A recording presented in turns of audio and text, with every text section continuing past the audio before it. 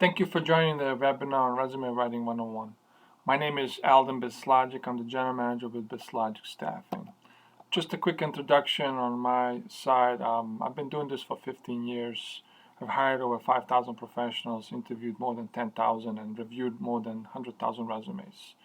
I studied at Quinnipiac University where I got my 2 undergrad degrees in Finance and International Business and then my 2 master's degrees. One is MBA and the second one is MSA in Accounting. Personally, I was born in Bosnia and Herzegovina. There was a war when I was a child back in the 90s. My family moved to Germany and then we came here to the States in 99. I played in college soccer, Division I level, and then I coach soccer now. Coming back to the resume writing webinar, I always like to start by a definition. What is a resume? A resume is a summary of your experiences and skills relevant to the field of work you are entering. A resume also highlights accomplishments driven by marketing tools for individuals seeking employment, and then a resume relates your experience to your career objective. The purpose of a resume is to show that you are a qualified candidate and a good match for the job. The resume motivates employers to interview you and meet you in person.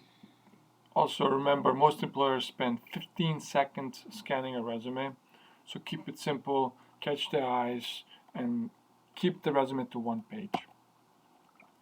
Most important part when writing a resume is preparation. You have to understand yourself by looking at your attributes. Take an inventory of your attributes: education, experience, accomplishments, skills, competencies, community service, clubs, organizations, extracurricular activities, anything related like work ethics, values, everything to understand yourself. Once you understand yourself, understand the position you're going after. So if you're a cook in a kitchen and you're going for an engineering position, that's not the right fit. So you have to understand your strengths that align with your career path. However, if you're studying mechanical engineering, you're going for an engineering field, so you have to tailor the resume, your understanding on the educational element front end towards that position. Do the research, tailor your resume to the position you're applying for.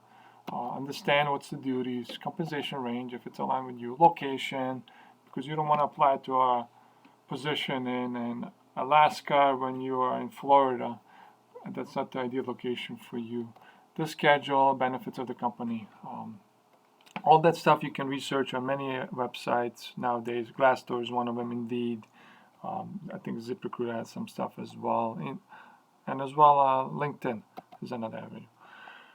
There's different types of resumes: reverse chronological resume, functional resumes, targeted resumes, combination resumes. We're going to focus on the reverse chronological resumes. This is a standard format most preferred by all employers. It's date-oriented, provides a historical education experience, and lists most recent experience first. This type of resume highlights consistent work record and consistent, because companies don't want to see a job hopper. This type of resume also illustrates experiences within job titles. So what you have done, what's the specific time frames, and then bullet points underneath with the experience. So for this kind of resume, this is the breakdown. If you look at the 1 page sheet, there should be a heading, objective, summary of qualifications, education, and then your experience. In the heading part, there should be your name, recent graduate, degrees, and what's your option, what kind of experience. The heading is placed on top of the page, aligned in center. Your name is bold, that should stand out. The heading also includes your address, phone number, email, and any other, like maybe like a LinkedIn link. For example, this is what it looks like. The name should be highlighted because that should stand out. Objective is 1 to 2 short sentences. It's specific to the type of position you're seeking. Has to be tailored the objective to the company you're applying and the position. Do not generalize statement or flowery language. Do not focus only on the company can do for you. The company wants to see what can you do for them. Here's an example of a summary. What it's good, and then what's more simpler and like easier to read. to gain a position where I can be an asset to the employer and grow as an individual, or keep it simple, to gain a position as an engineer at support scheme. Really simple. Summary of qualifications, this is optional, not everybody uses it. If you do this, use 3 to 6 bullet points of your key work skills, outstanding traits, relevant work history, and some keywords that are triggered towards that industry. Here's an example of what it's supposed to look like. So after your heading, summary of qualification comes along. This is what you do in the format, you keep it in. After the summary, education comes along, or if your experience is more relevant, I would put either or. If you're entry level, put education first. If you have some experience that's relevant to the field, I would use the reversed order experience then. As I said, for students and recent graduate, begin with your education. Highest level first. So if you have an MBA, it goes first. If you have a bachelor's, that goes second. Or if you have a bachelor's and then high school, put bachelor's degree first. You can put your GPA there and then relevant coursework. Here's an example again, what it's supposed to look like. This section, you highlight a college, the dates on the right side, the degree, and then the GPA. Experience, couple questions. What counts as experience? Emphasize and minimize.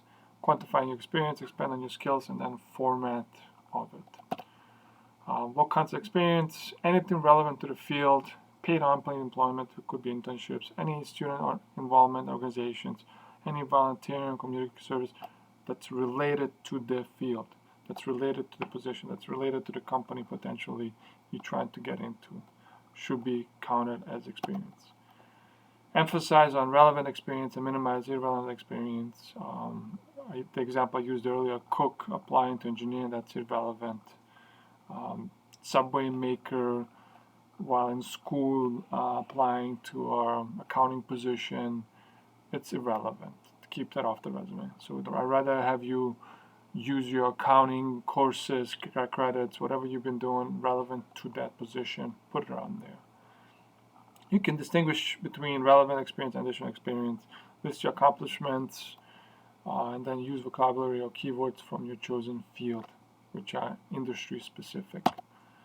Quantifying your experience, you can quantify your action whenever possible. For example, if you're a supervisor, show them how many people you supervise. If you are regular reports, how often did you report that? If you improved sales by some X, Y, Z, tell them how much you improved it by. People want to see quantifying results. Expanding on your skills, look always for ways to demonstrate such qualities: good communication skills, leadership, ability to learn, good work ethic, interpersonal. These are core traits that every professional company is going to be looking for, so you can always expand on those qualities. The format, as we discussed, should include the following: company name, location, job titles, dates of employment, and duties performed. We're going to see this in the next section where you can see exactly the format it needs to be. Use correct verb tenses, so like if it's a position that you've worked in the past, keep it in past tense. If it's current, use current tense or present tense. Here's the example where it's supposed to look like. This one is past tense, which means this is a position you worked in the past. Other sections, honors, activities, skills, you can always add on if it's an entry-level position that's relevant to your field. Showcase your accomplishment. It's okay to do this. References, if the client or company or recruiter asks for it, you can add them on there. You can put at the bottom, references are available upon request. That's the last statement at the bottom. If they need the references, they can always call you and let you know.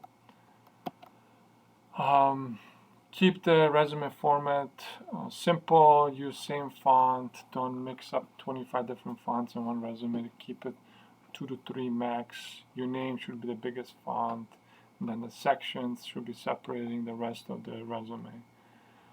Keep the margins 1 all around. Font size for the regular text 10 to 12 font, and then the paper, if you print it out, 8.5 by 11 inches paper, and use the professional paper. They have like special quality paper if you're gonna bring a paper version of it. Here's just an example that we just discussed and what it looks like once we compiled all of the different sections. Looks professional. On the paper it would look even more attractive. It's easy to read, easy to flow, and as a hiring manager, I would certainly reach out to this candidate. Thank you again for attending the Resume Writing 101. Hope this was helpful to you in your continuous improvement or just a refresher. We have a couple other webinars going off, how to interview well, job search strategies, and there's going to be a couple other topics coming up. Once again, this is Aldin Beslagic with BestLogic Staffing. Thanks for attending, and I'm logging off.